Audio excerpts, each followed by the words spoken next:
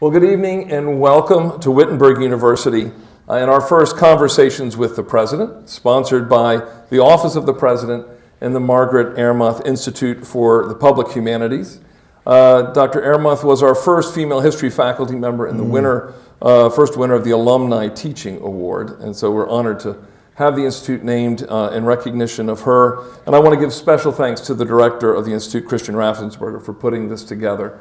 And thank you all for coming here this evening. Folks watching the recording won't know, but it is a very rainy, chilly night outside, and we have a great audience here for a tremendous guest. And our guest this evening is Vice Admiral James P. Phil Wisecup. Phil was born and grew up in Piqua, Ohio, and is a retired United States Navy Vice Admiral. He last served in the Navy as Naval Inspector General. He retired most recently from being the Vice Chancellor for Strategy and Strategic Communication with the North Dakota University System. In between there and here, he served as the President of the Naval War College. He was Director of the Chief of Naval Operations Strategic Studies Group. He I wanted to make sure I had in here that you were director of the White House Situation Room. Mm-hmm. You were Commander of the Naval Forces Korea from 05 to 07. Nothing happened in that period whatsoever of interest. And you were Commander, Carrier Strike Group 7, USS Ronald Reagan. There is just so much in here. You were also President of the U.S. Naval War College. So there is so much in here, and we're only going to touch on just a little bit, but wouldn't be an educational institution if I didn't also give that background. You started out, your first degree was at USNA, United States Naval Academy, June of 1977, with your BS in International Security Affairs. You then received an MA in International Relations through University of Southern California, but in Strasbourg, France. And finally an MA from the U.S. Naval War College. Admiral Wisecup, welcome. Thank you very much. So I threatened to have a bell and 8 bongs, right? Was it 8 bongs? Yeah, it was 8. And but we're so pleased to have you with us. You have literally traveled the world. My father-in-law was a proud naval officer, and I could ask you about crossing the date line, but we'll save those rituals for another conversation. Yeah. But you're from here in Ohio, and you grew up in Piqua. What was it like growing up here in Ohio in the 60s and the 70s? Oh, it was, I tell people, I had an idyllic childhood. In the late 50s and the 60s, my dad was a public school administrator. He was from Cedarville, graduate of Cedarville College. And that made all the difference in the world for me. My grandfather and great-grandfather worked at Hagen Papered Straw Mill. They were both millwrights. And my dad was the first person to go to college in our family. And when I look back on that, it's quite a thing. I mean, my grandfather worked there and also at Bauer Brothers Steel, right up on Upper Valley Road. And I tell people that's the first time I ever heard about strikes, because he actually went on strike. And I was a kid there. I would visit my grandparents in Cedarville in the summer and everything. And so this whole area is familiar to me. My great-grandmother lived on South Limestone Street. That's where I came at Christmas. So yeah, it was very idyllic. I was an only child. And my mother's family lived in Xenia, and my grandparents, my dad's grandparents lived in Cedarville. So Christmas Day was always on the road, and I got 3 Christmases. I mean, it was, what kid doesn't want that kind of thing? Yeah, absolutely. Yeah, pretty amazing. Well, the 60s in the United States were known for a little bit of upheaval. Well, but I didn't see it in suburban Vandalia, for example. But I will tell you, when I was president of the War College, we actually brought the Beach Boys and this would have been in 2008, 9, or 10. The Beach Boys came to play at the Naval War College. We had a huge lawn that went down to the ocean in Narragansett Bay. And when they started playing, it was really fun because we had tables and, you know, food and everything outside on the big lawn and everything. Weather was okay. It was kind of foggy. But the thing is, My kids told me, I have 5 children, okay? They told me, Dad, we'd never seen you that happy. Because we were dancing to the Beach Boys, okay? So the next day, I asked the faculty, we had a meeting, and I asked the faculty about that comment. And because I agreed with my kids. God, it was like, whoa, this is wonderful. And they said, well, yeah, Admiral, the United States was on top of the world in the early 60s like that. I mean, Vietnam hadn't quite started, okay, and things were good, the economy was good, and all that kind of thing. And so I just thought that was really interesting because it personally affected me, and I realized how good I had it as a kid growing up. It was sort of the afterglow. There was a sense of victory and conquest, even though Korea. All the dads were World War II veterans. Okay, my dad was a Korean War veteran, but across the street, my best friend, his dad flew B-17s in Europe. All that those are the kind of people. It's very interesting. By the time you get to 1977, when you graduate from high school, it's a different climate. From the Naval Academy. So how did you go from Piqua to Annapolis? Well, so I graduated in 1974 from Piqua Central High School, and I got to the Naval Academy that summer, okay, and Vietnam was winding down. In fact, your first year at the Naval Academy, you got to do a lot of memorization, and you're under a lot of pressure. And last Thursday, I actually went up to Columbus to Ohio State. George Will came to speak there. I'd read George Will for 40 years, okay? And it was really great. And I actually hosted him at the Naval War College, and he remembered. So it was very, very nice. But my point is, though, that was right as Watergate hit and all those things. And they made us, we had to memorize 3, Washington Post, everybody through the Washington Post. And I had to memorize 3 articles on the front page and 3 articles on the sports page. And if you didn't know them by noontime, you were in big trouble. You couldn't eat. They would pester you, the seniors would pester you if you didn't just spit out. And of course it was all Watergate, and so that's who we read, Washington Post and George Will op-eds, and the guys liked it. I read all his op-eds and I could talk about them. So, but it was a difficult time. There were plenty of folks in our country who couldn't wear our uniforms out in town. Right. Okay, we went through those periods. It was not a popular thing to go to the Naval Academy in 1974. So what motivated you not only to service, but to that branch of the service? I wanted to travel. You were the commercial. Yeah. Join the Navy, see the world. It is really true. We moved 20 times. Wow. In 36 years of active duty, and my kids got to the point where when they would arrive in a new place and someone would say, well, where are you from? They would say, do you want the long version or the short version? Okay. But yeah, it really was something. But I will tell you, I also, of course, you remember, everything used to come in the mail. But I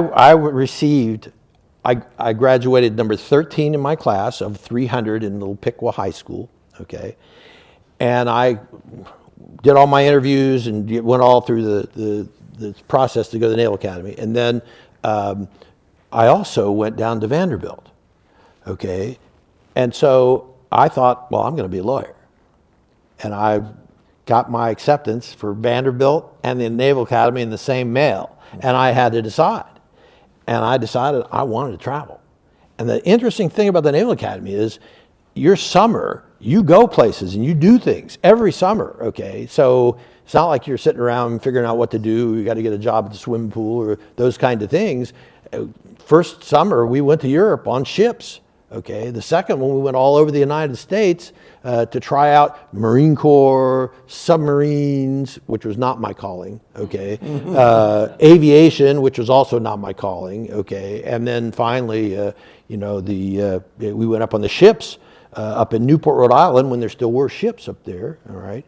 And that's when I knew I wanted to do that. I drove those ships. The captain just turned, driving the ships, which we call the con, okay? That means you're giving the orders on the bridge to do, come left, come right, all that. And when he turned the whole ship, cruiser, over to me as a midshipman, I said, this is pretty cool. I really did like it. Now, in those days, correct me if I'm wrong, but I believe the Naval Academy was incredibly heavy on engineering. Well, the Naval Academy is still heavy on engineering. In fact, that's one of the things I wanted to tell people here, okay? Especially after Rickover and the nuclear Navy, okay? The Naval Academy ratio is 80-20. 80% engineers, 20% other, okay? I'm other. And for 7 years, thanks to Admiral James Calvert, they instituted an international security affairs program at the Naval Academy. And I went through it, and it was wonderful. And I validated, I've always been a voracious reader, okay? And that's really one of my key things. I've always been a voracious reader, you know, in Piqua, little Piqua, Ohio. My mom got me a library card when I was a little kid. And the librarians always told me, I can't take that book out. My mom would come by and say, yes, he can. Okay, but my point is, I was always a voracious reader, so I was part of the 20%. Validated 2 years of freshman English, validated 2 years of French. I had a wonderful French teacher. I have to stop you. Validated? Yeah. What does that mean? Took tests and everything. But yeah, I mean. Am I the only one who was questioning that? Okay. So I was able to put holes in my schedule and fill it in with what I wanted. Okay, and so I was able to take. I had a French naval officer helping teach me French. I was pretty good already because we had a Polish. This guy, he was the guy who taught me French in little Piqua, Ohio. Okay, he was he went in Poland. He went through Sachsenhausen concentration camp. Oh, wow. Winds up in the United States, meets his wife there, by the way, okay, and they get married, come to the United States. He works at Timken Roller Bearing up in Detroit, and then finally becomes a teacher, went to Ohio Northern, okay, becomes a teacher. Guy spoke 7 languages. He not only taught German, he taught French, he taught Latin, and he taught me French, and I learned it, and that's how I learned it. So I went to Naval Academy, validated a couple of years of French, okay, and had a French naval officer take me under his wing, he was an exchange officer, and teach me for the next 3 years. Finished by going on an exchange to French Naval Academy, and by that time, I was fluent. And then finally, when I went over as a lieutenant on an Olmsted scholarship and studied at the University of Strasbourg, I was there 2 years, okay? And I married the professor's daughter. And we still married. That's the best degree you could have gotten. I think, 42 years later. Congratulations, Yeah. That's excellent. But my point is, languages, they served me very well, especially the more senior I got, the more it served me well. So when you're in service, you're a naval officer, do you have any examples of where you really feel that broader humanities background served you well in the military as a naval officer? Well, for starters, I wasn't always looking for formulas. Okay, I had a knack for thinking outside the box, and the reading that I did also continually. Okay, and I'm still today. I'm a pretty voracious reader. Served me well. Okay, gave me. In fact, I've had people tell me this, and people who serve with me. That's where I learned how powerful metaphors are. And so I was able to take very complex issues, and this served me very well as a director of the Situation Room, take very complex issues and boil them down into 2 or 3 major points that needed to be understood, and I was able to do it really fast. Now, Henry Kissinger, some of my bosses worked for Kissinger.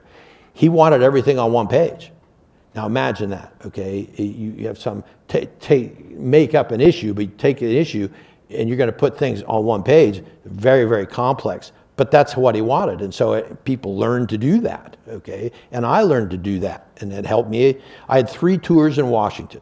The first was as a staff officer on the Navy staff, as an action officer. And what that means is they hand you a problem and you try to solve it and then take the solution to the chief of the Navy, okay? That was one tour. The next tour was as director of the White House Situation Room.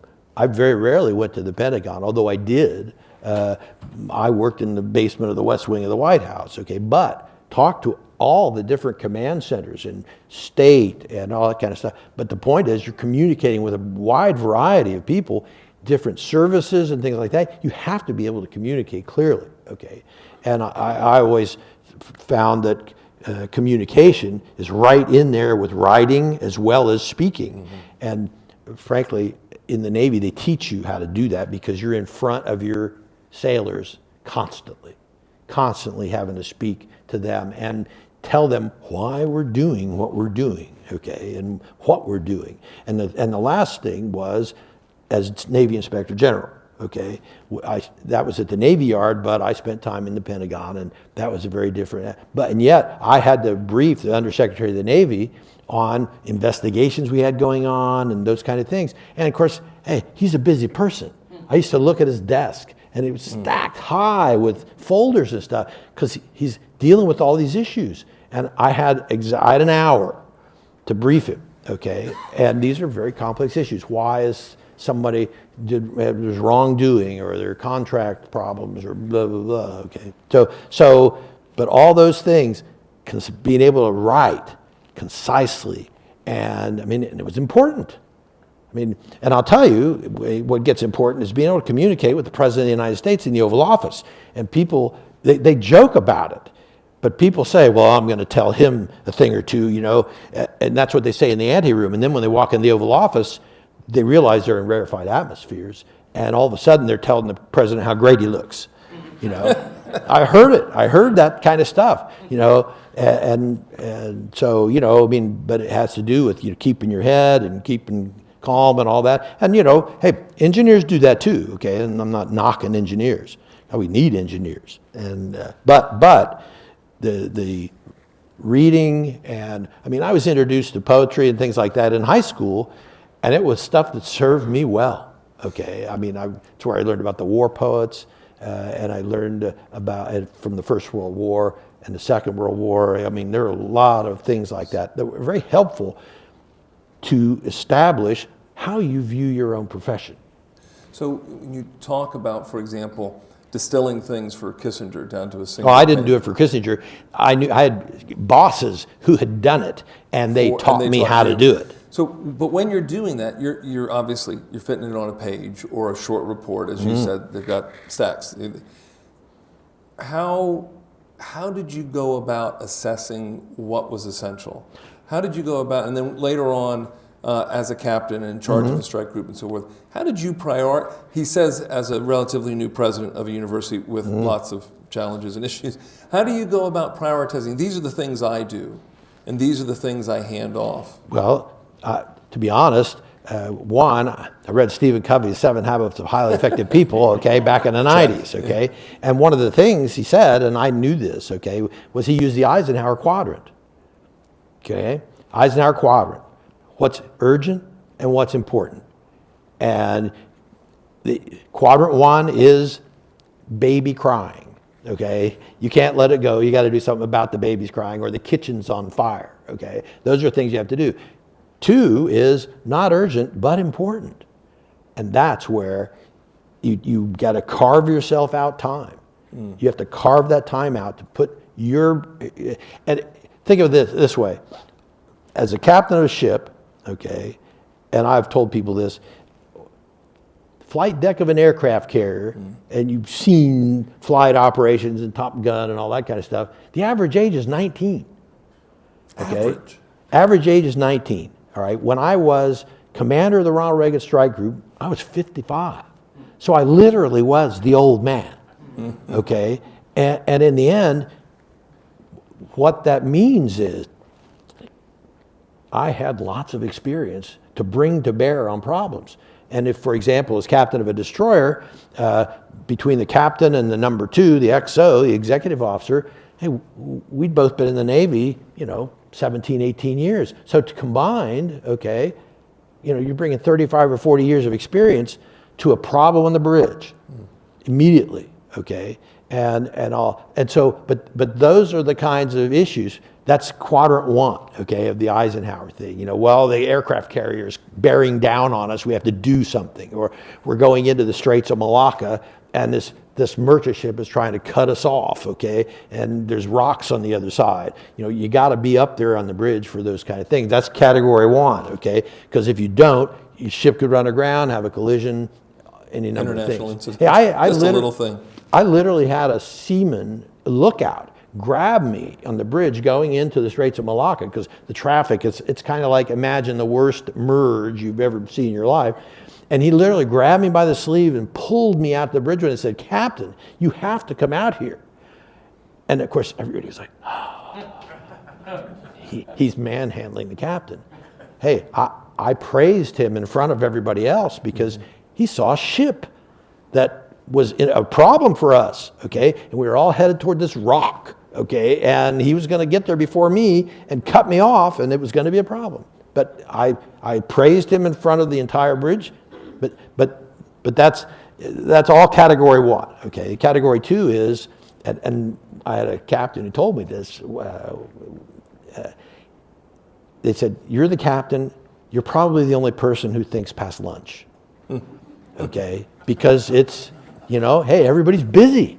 Everybody's doing their thing. Everybody's working hard, and they're trying to do the things you want them to do. And so in the end, you know, that's the category 2. You got to carve that time out for yourself to think about those things. And the other way I did that was at 4 o'clock, as captain of the ship, everybody tries to bring you their thing to sign, okay? Everybody's got something to sign. It has to go out. It's going up to the admiral or this or that. And I'm not going to work for 2 extra hours because they couldn't bring it. So I made rules to buy myself time, okay? And I said, for example, if it has to go out today, I want it by noon. I don't want it at 4 o'clock. I want it by noon because I'm out of here at 4 o'clock. Did I just do something to the mic? Is it okay? But I mean, those were the kind of things where I just had to set those things. The other thing I did was I didn't pencil whip everything they brought me. Because I had to sign a lot of stuff. And that just got more and more and more the more senior I got. I mean, I've used a signing machine on things because some of it is not that important. If it was something personal, I always signed it. I sent a lot of handwritten notes to people thanking them and those kind of things. But in the end, when people would bring me a thing that needed to go to the admiral or the chief of the Navy or something like that, I would ask them, "Is this ready to go?" And that's what I learned as an action officer in the Pentagon. The onus is on the drafter. The onus is on the drafter. And so, I mean, I saw bosses did that to me, and I learned how to do it because, hey, I'm not going to give them, 80%. When you're in the White House and stuff, you're not going to give them 80%, okay? You're going to give them the full Monty, okay? And it's better be good and concise and what we call bluff, okay? The bottom line up front. Don't bury the lead, okay? What is this issue about? Right. So you have truly an illustrious career in the Navy and much to cover in this same vein of leadership and challenge. You were an XO during Desert Storm, and then obviously coming through the ranks all the way through Desert Storm, Operation Enduring Freedom post September 11th. The Taiwan Missile Crisis in '96, yeah. Yeah, so, what leadership lessons, I mean, maybe even focusing on, say, a failure, frankly, where you reflect, because I know you do, and you're like, ooh, I really wish I'd taken a different stance here, or I'd done something different. Yeah, part of it's just telling the truth, okay? So I'm captain of a missile shooter, okay, destroyer, had twin arm missiles on both ends, okay? We called ourselves a pocket cruiser. We loved it. These were the ships that we were going to sell to the Iranians and then decided to keep. And they were wonderful ships, very, very powerful. And we're getting ready to deploy, and the Nimitz strike group is out there, and we're going to do missile shoot. Okay. So real quick, let's pause. For those who don't know, and I only barely know because we've talked before.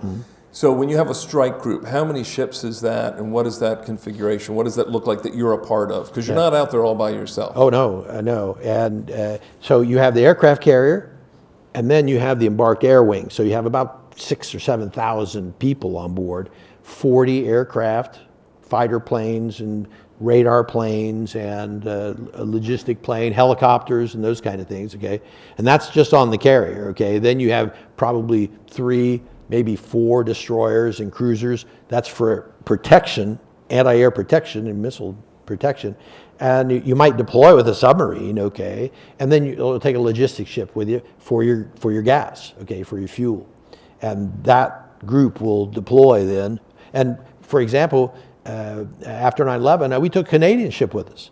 They worked quickly, worked up with us, and then they deployed with us the whole time. From 9 to 12? No, not quite that many. Oh, okay. But what happens is, and this is what's happening in Venezuela, okay, the carrier comes in, okay, there are other ships, 8 down there already, okay, and then everybody just kind of merges in on each other, and now you're creating quite a force there. We have planes in Guyana, and plus there's an amphibious ship with 2,000 Marines on. And see, that's what happened also in Desert Storm.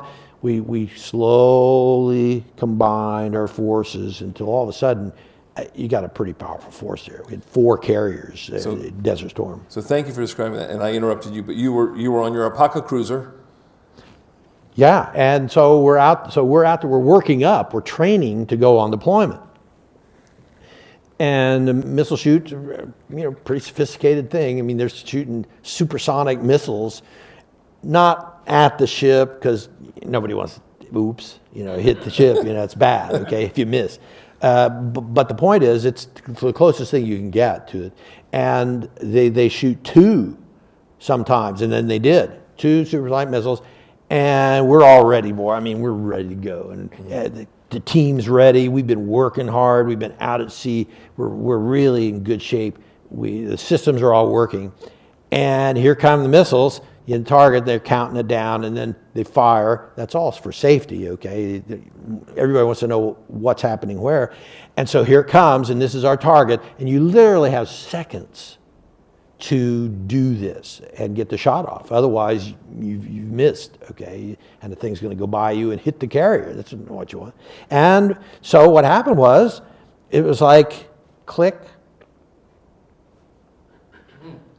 And so I turned to the Master Chief Petty Officer there, one of our most experienced people, and he looked at me and he said, I had a switch in the wrong position.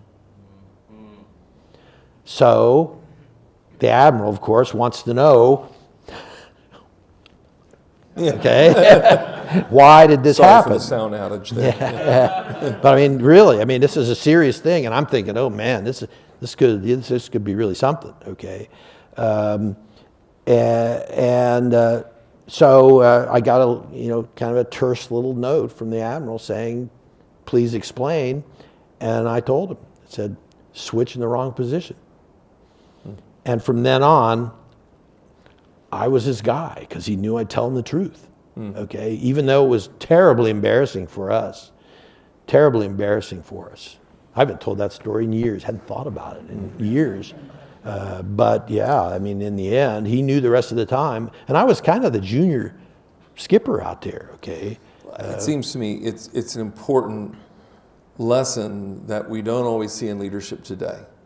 Just be straight, bring it forward. If you have a miss one way or another, that you just own it. And I told the crew, get on the, the PA system. The horn. You see in the movies and stuff like that. We actually don't say, now hear this, okay? but we do use a Bosun pipe, okay? And then I came on and I said, hey guys, we just had a switch in the wrong position, and we'll get them next time. And next, and we did fine the rest of the time, did fine on the deployment, did all kind of things there. And but that was like, that was not a fun experience. But the Admiral reminded me of that, later on, when we were doing things. He knew that if I told him something, that's what it was. You went on to become the president of the Naval War College. That's a very particular institution. And for those who don't know, our military have a number of graduate programs, including the Air Force Institute of Technology, just down the road here. And then you moved to North Dakota and you took a position with the university system there. What was that like, and what in particular between academics in higher ed within the Navy versus a state system like North Dakota? Well, it was different because we had to go to the legislature for money, okay, for example, okay. But I was kind of the strategic planner, and I was I got a lot of help, and I became the face of the little planning cell of, and what we had to talk about. And we raised issues like artificial intelligence. And I started in 2017. Okay, we'd actually dealt with that in the CNO Strategic Studies Group. CNO? The Chief of Navy, Chief of Naval Operations, had a strategic studies group that he shut down in 2016. And that's one of the reasons I went to North Dakota, because I was living in Newport, Rhode Island as the executive director, having left active duty 3 years before. But we looked at talent management 2030. We looked at AI, machine learning, all those things that are pretty common knowledge now, okay, that these things exist. And then we also did a study on, warfare things and that type of stuff. My point is, when they closed that down, I still had a lot of runway. And a friend of mine who had been a faculty member at the Naval Academy, Navy captain, was going out to be the chancellor. He was a Rhodes Scholar, White House Fellow, very bright guy. He was going out to be the chancellor of the University of Southern, because he's from there. And he asked me if I wanted to be a strategic planner. And I told him, heck yes, why not? So it's a big system, North Dakota, but also a lot of small regional campuses. That's right. You helped write the Envision, or maybe you did write the Envision 2030. We're here at Wittenberg University, small liberal arts university. I know that you join me in being an advocate for a liberal arts education. What would you say, from that diverse background that you have, with being a part of the U.S. Navy, a leader, being at the heart of power, and then being within a rural state system, but one that also has these small outposts of campus and things? What would you share with us as the Wittenberg community as we look at planning and strategizing our future, and as you look across our country where it is now? Because when I think back to the 60s and the 70s, a lot of people, we look around today, and there's a lot in the news about how tumultuous and how different today is. And we've never seen anything quite like it, and so forth. Well, I think most of us who are historians would go, well, there are a lot of analogies. Yes, every time is unique and is of its own. Who was it who said history doesn't repeat itself, but it rhymes? Where do you see a Wittenberg University and what we offer here in a liberal arts education? Where do you see the vision for the future? Well, the North Dakota University system, 12 campuses, 45,000 students.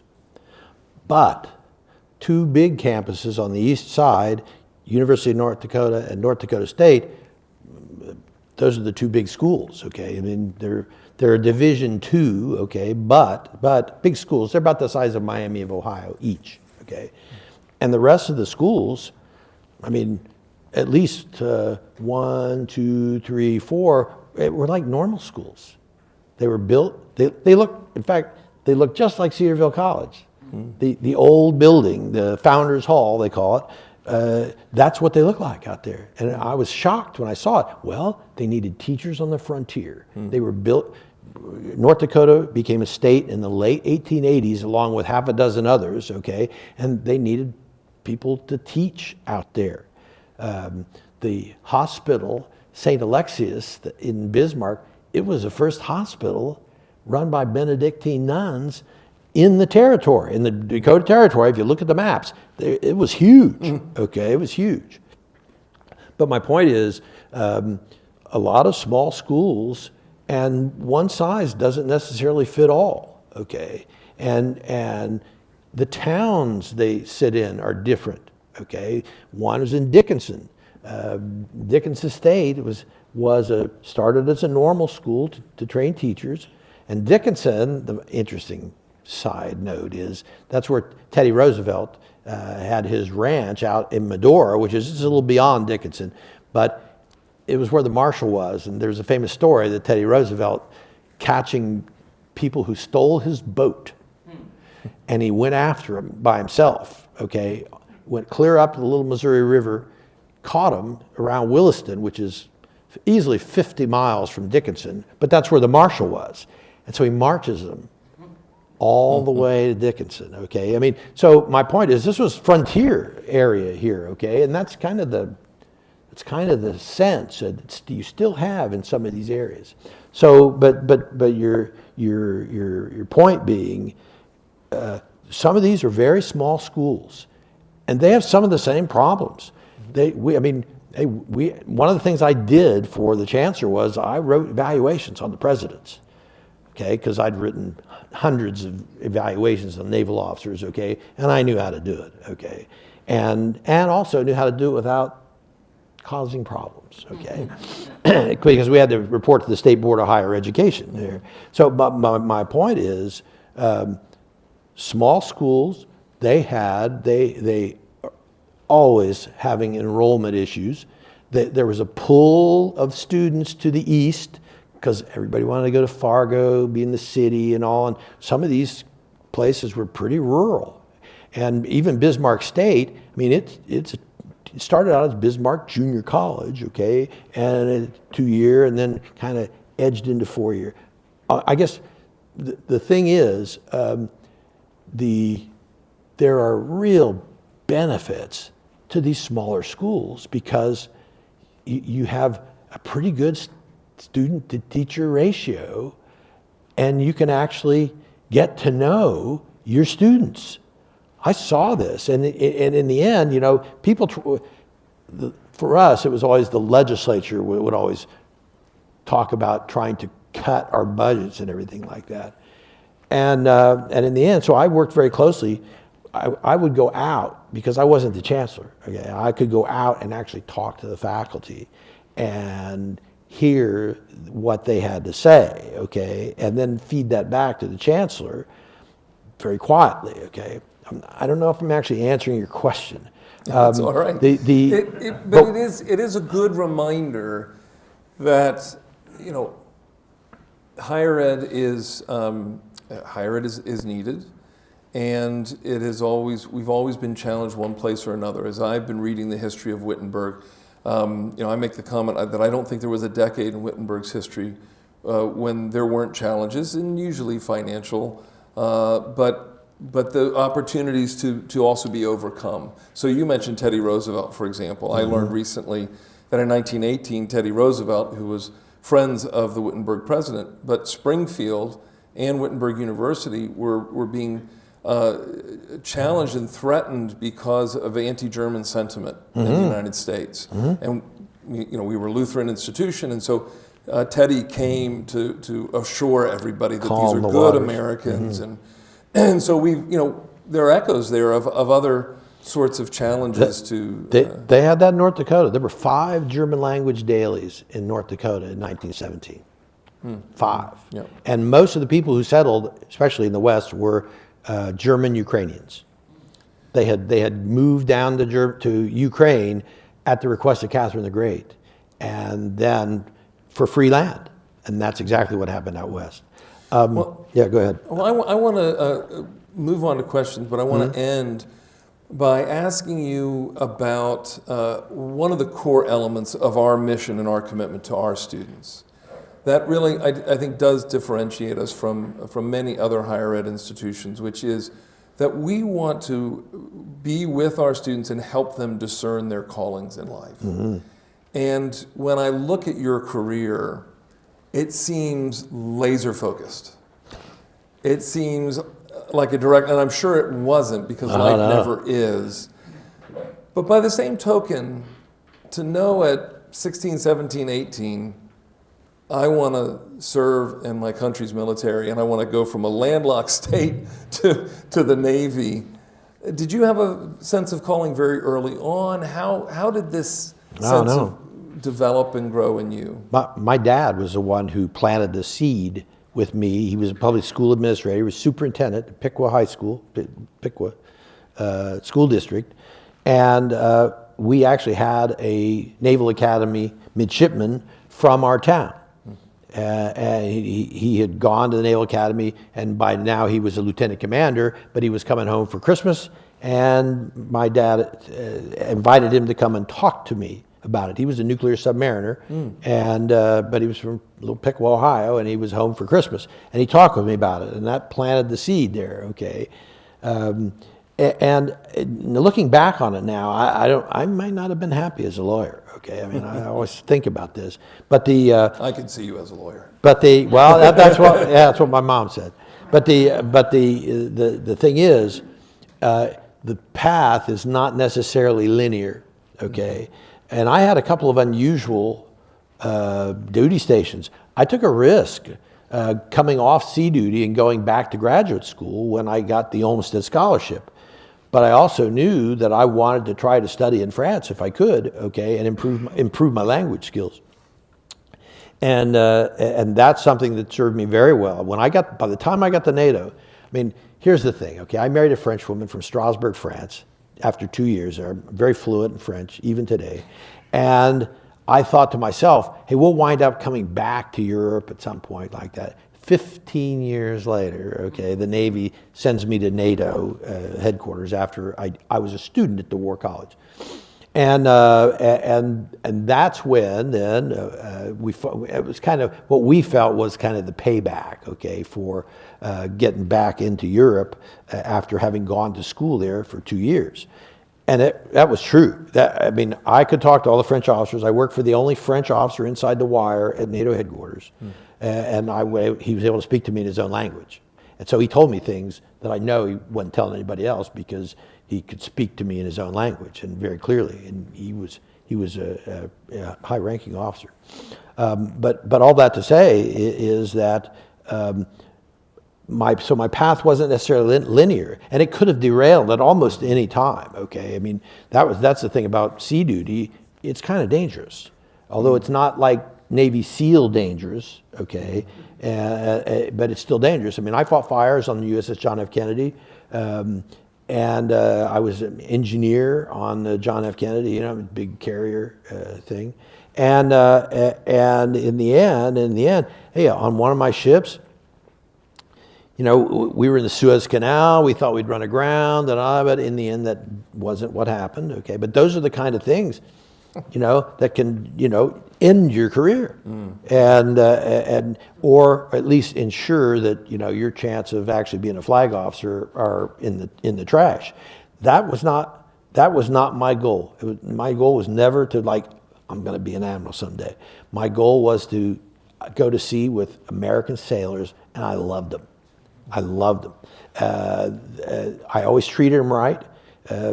I can tell you stories about things I did for my sailors that you know, I'm very pleased and proud of. Okay, it's, you know, it's just a story, but in the end, let me take you back to the path is kind of sinuous. Okay, so I took a risk going to the Olmsted Scholarship. Okay, because I was off of sea duty for 2 years. Okay. And then came back, okay, and went back to sea immediately. And I had good mentors counseling me, now get your rear end, you know, back to sea, which I did, okay. And I was at sea for a long time. I made 8 deployments, eight seagoing deployments. Think deployment, 6 months. Okay, so that's 4 years deployed. And of course, as military guys know, it's 6 months of workups to get ready to deploy. So, I mean, that's a lot of time away from family. And, you know, we talked about it all the time with the kids, okay, but looking back on it, I mean, it's just absence. And there's nothing you can do about it. It comes with the job. So, I'd like to go back to your question, though, because I don't feel like I actually answered. I think one of the really important things in there that I think it's counterintuitive to a lot of advice young folks get today, which is you say, I didn't have a goal to be an admiral. I had a goal to serve, to go to sea with you. I liked what I was doing. I really liked it. And I was good at it. And I think that when I meet with folks like yourself who have been so successful, it is rare if they've been successful and good. Mm-hmm. It is usually not because they were seeking that position and that success, but they were seeking to do what they loved and what they were good at. And before we raise the lights, thank you for your service. It's interesting that you said that because I know this for a fact. One of the officers, senior officers who I knew who eventually became Chief of the Navy, that's what he told the president. He said, I don't want this job. Mm-hmm. I don't want this job. You'd be Chief of the Navy. And did the president say, that's why I want you to take it? Exactly right. That's what he said in the end. Because the president, he's interviewing 2 or 3 different people to be the Chief of the Navy, Chief of the, Joint, Chairman of the Joint Chiefs and that kind of stuff. And he said he didn't want it. And so he leaves the White House, goes back to the Pentagon or whatever job he's doing, and the president decides, and that was the reason. He said he didn't want it. And that's who I want in there, because... Right motivation. Yeah, motivated for right reasons. Well, if we can bring up the lights and ask questions, I can repeat, unless we have a microphone, I can repeat any questions that are there, but it's, excellent. Very good. So Christian will be our mic. Surely someone has a question? Or Christian, you can open us up if you have one. Having the mic is Christian, or being an admiral is it looks like someone will help you with that. But there was one story I wanted to tell. Please do. That I was thinking about. When I said it wasn't a linear path, okay? When I came back, I wound up at the White House. That was my last tour as a Navy captain. It made me an admiral, and then they sent me to Korea, okay? Up to that time, being sent to Korea, okay, was kind of like, that's it for you, okay? And so when I got out there, okay, there was no war going on or anything. Everything we did was planning related. But the general sense from the detailers, the personnel people was, because I was going to go to Singapore. And I was really looking forward to that, okay? I've been to Singapore plenty. Never been to Korea. And of course, having been educated and know all about Europe, the Navy sent me to Korea. Mm-hmm. Okay, I'd never been to Korea. I'd made deployments out there, but I'd never actually been to the country. And so when I got there, everybody who was there kind of felt like they weren't necessarily on the fast track. Okay, and so I got out there, and I felt the same way. Okay, in the end, no one had come out of that job, that admiral's job out there, and gone on to a carrier strike group. Okay, no one had ever had. One guy went to an amphibious ship out of Japan afterwards, and the rest went to other staff jobs and eventually retired. And many retired right out of that job. And so when I got out there, and I saw Korea, I said, this is really amazing. Okay. Korea had the Peace Corps there in the 60s, okay? They were so poor, having been, devastated by the Korean War. And once you see the country, you realize how that could happen. But my point is, I got out there thinking, well, I guess this is it, so I better do a good job, I want to go out with a bang. And in the end, our family, we fell in love with that place. And it was really neat. The history was neat. Went back centuries, okay? They invented their own language back in the 1600s. I found all these things, okay? And I realized I'd done that my entire Navy career. When I was stationed in a place, I often knew more about the town than people who lived there, okay? Just because I was curious and interested, okay? But that's also because, hey, I've been well educated. But I was curious. And I loved history, and I loved, the arts, and I loved all those things, okay? And so I get to Korea, and after a while, I huddled my folks, and I was able to bring in a guy who was really, really good, okay? When somebody asked me, do you want this guy as a reservist? And Yeah, bring him out here. Well, he was excited, okay, and I was excited. And so I huddled the guys, and I said, you know, because my dad was in the Korean War. He didn't go over there, okay?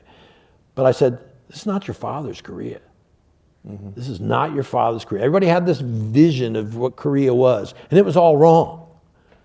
It was all wrong. They had it wrong, okay? This country went from needing the Peace Corps, poverty, nobody spoke English, and things like that, to being the 10th largest economy in the world in a generation. In a generation. Korean Navy admirals, we'd play golf, okay, because they all played golf. And when we would have time waiting to hit up the next green, they would take me off into the forest and say, you can eat this, you can eat this, you can eat this, because that's what they had to do when they were a kid after the Korean War. Now their kids aren't doing it now, okay? They had the Olympics there 2 or 3 times, you know, and those kind of things. But my point is, we changed the story. We changed the story. It was a new story. It's not your father's Korea, okay? Come join us. Come join us. And so, in the end, I was sent by the Chief of the Navy to Chakeres Strike Group. I was the first person ever to go to Chakeres Strike Group out of that job. People were fighting for that job, okay, after I left. And that sounds like, you know, I'm puffing myself up. I'm just stating a fact. And for me, it came down to the wire. I wasn't sure. At one point, I got told I'm going to stay another year there. And so people were clearly fighting those jobs to be Chakeres Strike Group. That was the best job I ever had in the Navy. So sincere curiosity. Amazing. Loving what you're doing. Oh, yeah, and that's right. And that's what I miss. In fact, there's a poem called Last Swim of the Summer. You never know when that's going to be, and when you're not going to be able to go swimming anymore. You just don't know when it's going to come. Well, let's see. Do we have any questions? Christian, can you see better than I can? Well, Admiral, how are you tonight? Great, thanks. That's not my question. So, you talked about, in your experience in the Navy, the desire to see the world. I think one of the advantages that this institution offers is opportunities for international interaction. Could you talk about maybe how that helped inform your worldview and how that helps you make you feel relative to maybe the American exceptionalism or the sense of pride in the country that you now live in relative to other places you may have lived? I could tell you that's a pretty good question because think about this, okay? At the Naval War College, we have students from most of the countries of the world, and that was by design at the end of World War II, because the CNO asked the Germans and the Japanese if they would send officers to the Naval War College, which of course they said yes, okay? So even as you go at sea and you visit these countries, going to the Naval War College, we had a tremendous amount of interaction with international officers, many of whom went on to be chiefs of the Navy in their countries. And every couple of years, we have all the chiefs of the Navy come to Newport, okay? And we all talk together and see presentations and things like that. And so interaction internationally is part of the gig, okay? It's part of the job. You come in a port visit and you go visit ships from other nations. You operate together and you go visit ships at sea, okay, and things like that. And it's just part of the background. So it actually becomes second nature that, you know, we're going to work with the Canadians or we're going to work, with the other navies. You do exercises with them all the time. You develop procedures so everybody knows what they're doing, and it just becomes part of the background. And then when you get a chance to live overseas in places like Brussels, Belgium, and Seoul, Korea, and places like that, you meet a lot of people. You meet a lot of people. I mean, I tell the story about General Paek Sun-yup. He was a 29-year-old division commander during the Korean War. Pusan perimeter, North Koreans pushes almost off the peninsula. And he was the guy, he was the man in the end that stopped it. And he said the thing he was proudest of, he just died a few years back, was that there are trees in Busan now. Because they're ready to cut down trees to stay warm and everything like that. Yeah, those are the kinds of things. And those are the having interactions with people like that. And it's just like, you know, being in the White House, and President Bush Sr. would come down to the Situation Room because he'd been director of the CIA, and we always knew he would come down. And so, you know, I mean, you get used to dealing with people of all kinds, okay? But the international thing, I mean, of course, the fact I went over to Strasbourg, okay, and lived for 2 years and came back with a wife, and we have 5 kids, and they all speak French, you know, that kind of thing. Well, that's what we wanted. That's what we wanted. I mean, that changed. Broad global perspective. Yeah, no, exactly right. Hey, and the kids saw it. They saw it growing up, okay? Everywhere we lived, you know, we always, you know, especially in Newport, where the War College is. Do you have one more question? Anybody have a burning question? Please.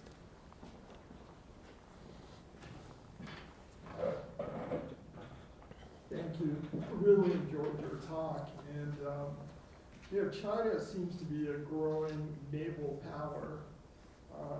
You know, their instance in the Philippines, they're creating bases out of reefs. They just launched a new aircraft carrier. I think it's working up. So what's your assessment of their capability, and how potential of a threat do you see that to the U.S. Navy? Well, you know, if you look at their history, the Chinese, they're a continental power, okay? Kind of like the Russians. And if you look at their history, over time, they've tried to develop maritime forces over time, never quite been successful, okay? I will tell you, though, when we went down there in the Taiwan Missile Crisis, they call it the third Taiwan Straits Crisis, okay? The first one was in 1958. We sent the whole 7th Fleet down there, okay? But in 1996, the Chinese were shooting missiles while the elections were going on in Taiwan. We sent 2 carrier strike groups. I was in the southern of those 2 with the Nimitz. We came out of the Gulf and were sent to do this, okay? And from that point on, they really worked hard at developing their maritime capability, because they lost face, okay? We stood them down and they stopped, and then the elections happened, and the rest is history. But my point is, from that point on, and this is just my view, okay, my opinion, from that point on, they really did ramp up, okay, and now, I mean, their Navy is out there, okay? But I will tell you, that's all relatively recent. When I was president of Naval War College, okay, was the first time they actually sent a ship, like, on deployment. So what's that, 2009, 2010? So that's 15 years. I mean, you know, our carrier aviation's been going for 100 years, okay? You know, I mean, 1911, 1912, the first carriers really started moving in the 20s, okay? And so, I mean, we just have a lot of experience at sea, okay? And in fact, there was a term for that coined by a flag officer back during World War I called effective skill. Effective skill. It's how well a country deploys its military forces, okay, and especially naval forces. And, you know, a history professor I know at the Naval Academy, he wrote a book about Lincoln and his admirals. And I asked him, I said, you know, Lincoln, he had a heck of a time, you know, with the trying to find the right commander, you know, in the Civil War, but he didn't have that problem with the Navy guys. And the reason is, to be a naval officer and to rise to rank, you have to have some level of technical competence in handling ships at sea before you do anything else, okay? And so it's not just a question of, you know, coming up through the ranks and, you know, you're the guy now. You had to have a certain level of technical skill, which was especially true during the days of sail, okay?